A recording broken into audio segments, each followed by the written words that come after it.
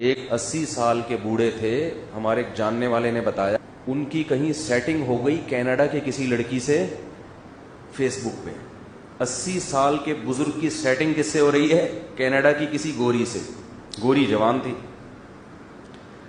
بہرحال سیٹنگ ہو گئی آپس میں۔ وہ گوری کا کوئی مفاد ہوگا، شاید کوئی پیسے ویسے چاہتی ہو، کیا چاہتی ہو واللہ عالم، یہ چیک کرنا چاہ رہی ہو کہ دیکھیں بھئی پاکستان کے 80 سال کے بوڑھے، ایسا جذبہ ہے ماشاءاللہ ان کا، شاید ہمارا بیان سنا انہوں نے۔ خیر، جو مسجد کے امام تھے انہوں نے مجھے بتایا کہ وہ بوڑھا آیا امام صاحب کے پاس، کہنے لگا کہ جی آج شام 6 بجے میرا نکاح ہے، کینیڈا سے لڑکی آ رہی ہے، تو اس کے لیے مجھے کیا کیا چاہیے، اس کے لیے مجھے یعنی ڈاکومنٹیشن میں اس کے لیے کیا کیا ضروری ہے۔ میں نے کہا آپ کا شام تک زندہ رہنا ضروری ہے۔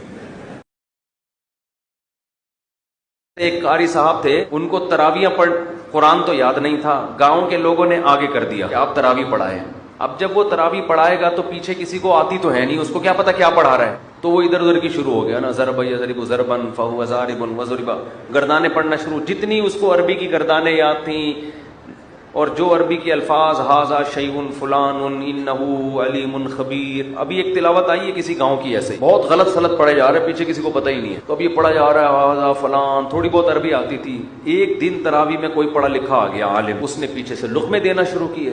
اچھا، اس تراویح میں امام کو پیسے ٹھیک ٹھاک ملتے تھے، 2-2.5 لاکھ روپے ملتے تھے، تو اب وہ پیچھے سے اس نے جب لقمہ دینا شروع کیا ہے تو یہ کہتا ہے امام، یا شیخ اسکت نصف لی و نصف لک، خاموش ہو جا، آدھے تیرے آدھے میرے۔